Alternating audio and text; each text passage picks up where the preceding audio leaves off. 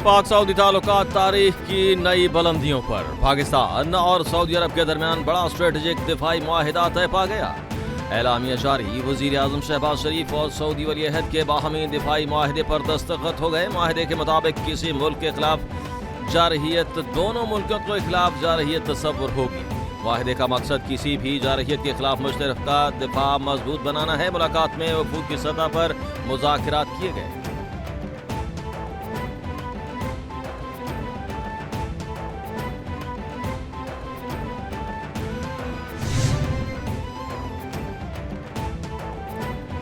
वजीर आजम शहबाज शरीफ का सऊदी अरब में शानदार इस्तकबाल। वजीर आजम का एक्स पर पैगाम लिखा, इस इस्तकबाल ने पाकिस्तान और सऊदी अरब के दरमियान गहरे मोहब्बत भरे ताल्लुकात और बाहमी एहतराम की अक्कासी की। मुलाकात में खित्ते को दरपेश चैलेंजेस और दो तरफा ताउन बढ़ाने से मुताल्लिक वसी उमूर पर तबादला ख्याल हुआ। सऊदी वली अहद की पाकिस्तान में सरमायाकारी, तजारत और कारोबारी रवाबित बढ़ाने में मुसलसल दिलचस्पी और हिमायत की कदर की निगाह से देखते हैं।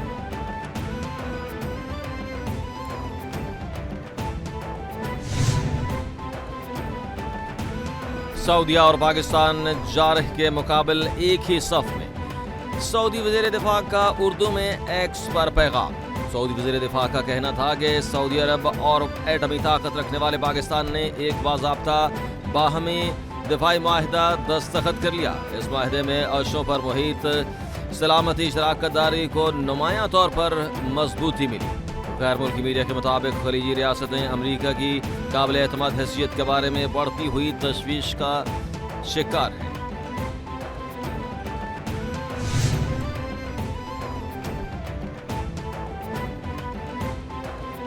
पाक सऊदी दिफाई माहदे पर भारत में सफ़े मातम बिछ गई। भारतीय वजारत खारजा का पाकिस्तान और सऊदी अरब के दरमियान तय पाने वाला अहम स्ट्रेटेजिक बाहमी दिफाई माहदे पर रद्द-ए-अमल। तर्जुमान का कहना था कि पाक सऊदी दिफा माहदे के मुमकिना असरात पर तवज्जो मरकूज है। हमें पहले से ही पता था और गौर भी कर रहे थे। अहम पेशरफ्त के मुमकिन असरात पर तवज्जो है। आइंदा भी काम जारी रहेगा। भारत ने अपने मफादात और कौमी सलामी का भरपूर तहफ़्फ़ुज़। ये एक बहुत ही हिस्टोरिकल एक दफ़ाई स्ट्रेटजिक मुआहिदा हुआ है पाकिस्तान का और सऊदी अरब का, और इससे ये पता चलता है कि दोनों ममालिक एक दूसरे पर कितना ट्रस्ट करते हैं। फाइनली सऊदी अरब ने एक चीज़ डिसाइड कर ली है कि अब वो पाकिस्तान की तरफ देख रहे हैं। पाकिस्तान दफ़ाई मुआहिदा जो किया है, इसमें ख़ास तौर पर जो शिक शामिल है वो ये है कि अगर सऊदी अरब पे कभी हमला होगा तो हम पाकिस्तान समझेगा ये हमारे पर हमला है, और अगर पाकिस्तान पे हमला होगा तो सऊदी अरब भी समझेगा कि सऊदी अरब पे हमला। मैं समझता हूँ पाकिस्तान के मफाद में है, सऊदी अरेबिया के मफाद में है, इलाकाई इस्तेकाम के लिए बड़ा अच्छा है और मुस्लिम उम्मा की यकजहती के लिए भी मुस्बत कदम है। और इसमें मैं समझता हूँ कि ये तारीखी इस लिहाज से है कि ये पहली दफ़ा मुसलमान ममालिक ने आपस में मुआहिदा किया है दिफा का। पाक सऊदी मुआहिदे से दोनों ममालिक को फ़ायदा होगा। इससे पाकिस्तान और सऊदी अरब के ताल्लुकात मज़ीद बेहतर होंगे। ब्रिगेडियर रिटायर्ड हारिस नवाज की कैपिटल टीवी से खुसूसी गुफ्तगू। कहा कि भारत और इसराइल इस मुआहिदे पर सदमे में हैं। ब्रिगेडियर राशिद वली का कहना है कि मुआहिदे को बड़ी कामयाबी करार देते हैं। मुशाहिद हुसैन सैयद का कहना था कि सऊदी अरब को जब भी फौज की ज़रूरत हुई भेजेंगे। कतर पर हमले के बाद अमरीका से एतमाद उठ चुका।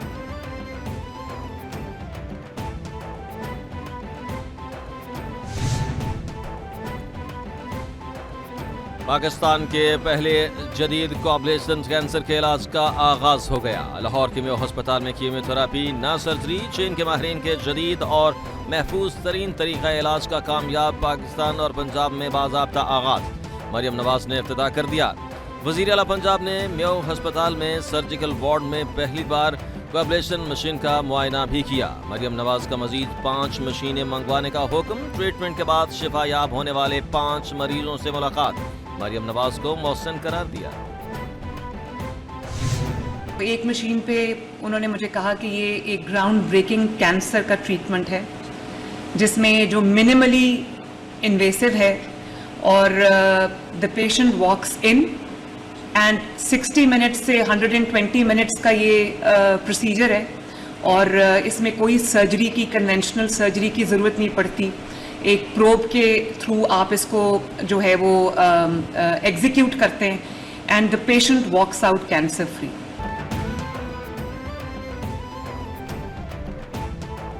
कैंसर के मरीजों को सहूलियत फराहम करना बुलंद तरजीह है। जदीद टेक्नोलॉजी से कैंसर के मरीजों में उम्मीद की किरण पैदा हुई।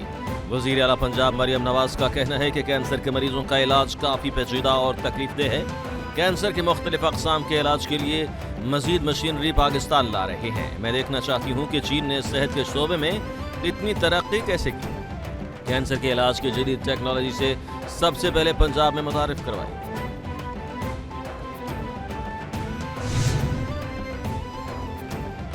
पाकिस्तान दहशतगर्दी और इंतहा पसंदी के खात्मे के लिए चीन के साथ ताउन जारी रखेगा। पाकिस्तान और चीन की दोस्ती वक्त की आजमाइशों पर पूरी उतरी। चीन के साथ ज़राअत, सनत और नई टेक्नोलॉजी में ताउन बढ़ाएंगे। सदर जरदारी की चीनी कम्युनिस्ट पार्टी के सेक्रेटरी जिन शाओजियांग से मुलाकात। सदर मुल्कत का खैर मकदम किया गया।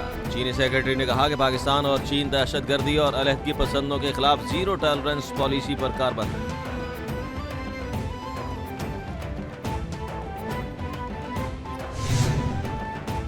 अमरीका और बरतानिया के माबैन टेक्नोलॉजी में शराकतदारी माहिदा तय पा गया। अमरीकी सदर और बरतानिया के वजीर आजम ने दस्तखत कर दिए। माहिदे के तहत दोनों ममालिक तजारती शोबों में मिलकर काम करेंगे। अमरीकी सदर का कहना था कि नया माहिदा पुराने माहिदों की लहर को फरोग देगा। अमरीकी कंपनियां बरतानिया में एटमी रिएक्टर लगाएंगी। उन्होंने ये कहा कि माहिदा बरसों से हुआ था मगर अब हकीकत बन गया। अमरीका का 1 साल पहले मुद्दा था, अब वो ज्यादा मुतहर्रिक हो चुका है।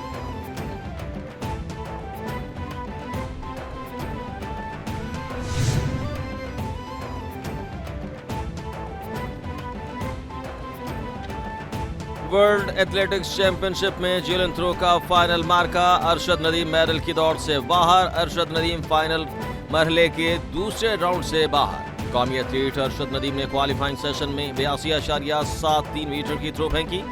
दूसरा थ्रो जाया हो गया। कौमी हीरो अरशद नदीम ने तीसरी थ्रो 82.75 मीटर की फेंकी। भारतीय एथलीट नीरज चोपड़ा की पहली थ्रो 83.65 मीटर और अमेरिका के ग्रेट्स थॉम्सन की पहली थ्रो 86.67।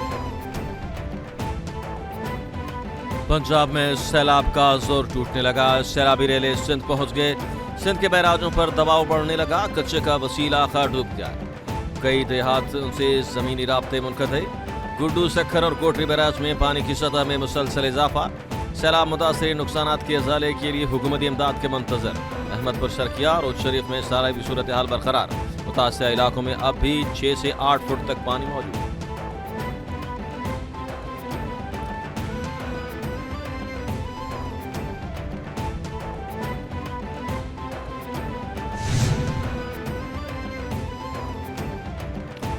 मुस्लिम लीग नून ने कभी सोबायत कार्ड, नहरों के कार्ड और डैम कार्ड नहीं खेले। मुस्लिम लीग नून कौमी जमात है, कौमी सोच और कौमी तरक्की को तरजीह देती है। वजीर इत्तलात पंजाब अज़मा बुखारी का सीनियर वजीर सिंध शर्जील नाब मेमन के बयान पर रद्द अमल में कहना है कि जिसको आपने नातजुर्बाकार टीम कह रहे हैं, उसी टीम ने 1.5 साल में 80 मंसूबों के साथ इनकलाब बर्पा किया। आप लोगों ने 17 सालों में जो कराची और सिंध का हसर किया, उसका रोना वक्तन फवक्तन रोते रहते।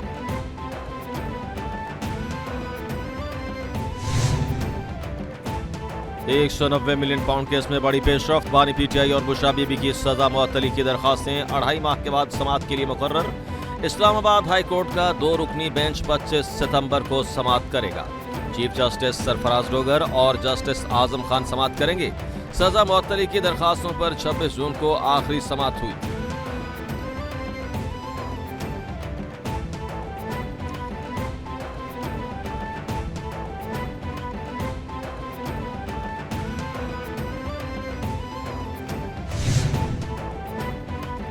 तोशाखाना 2 केस के 2 अहम गवाहान के बयानात सामने आ गए। ज्वेलरी सेट की कीमत कम लगाने का एतराफ़। गवाह सुहेब अब्बासी ने ज्वेलरी सेट की कीमत कम लगाने का एतराफ़ किया। कहा, धमकी दी गई कि अगर वैल्यू कम न की तो सरकारी महकमों से ब्लैक लिस्ट कर दिया जाएगा। चेयरमैन नैब के सामने मुआफ़ी मांग चुका और मजिस्ट्रेट के सामने भी एतराफ़ कर चुका। गवाह इनामुल्लाह ने कहा कि मैंने कीमत कम करने का कहा, बदले में पीटीआई ने नौकरियां और तनख्वाहें वसूल।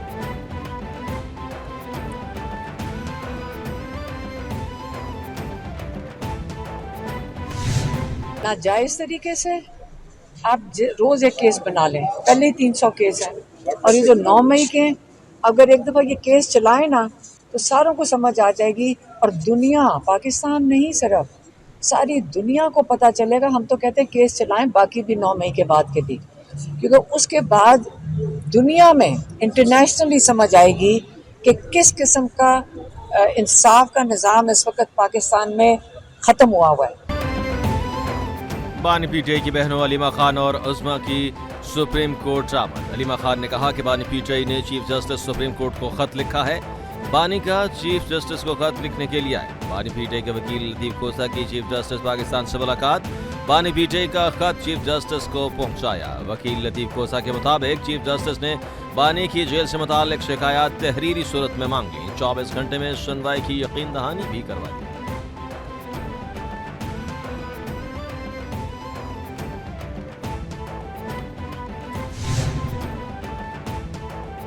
9 मई पीटीआई के एक और क्राउड बस्ट था। 9 मई की गैर जानिबदार तहकीकात होनी चाहिए। इलेक्शन कमीशन 2 साल से हमारे पीछे है। महज सजा की बुनियाद पर किसी को नाअहल नहीं किया जा सकता। बैरिस्टर गौहर की पेशावर हाई कोर्ट के बाहर मीडिया से गुफ्तगू, कहा कि हमारे साथ जुल्म हुआ और नाइंसाफियां की गई। इंसाफ के मुताबिक हमारे पास दोनों सीटें हैं। हमारे केसेस में इलेक्शन कमीशन ने सुने बगैर नाअहल किया। शफाफ ट्रायल हमारा हक है। अदालत ने इंसाफ फराहम करे।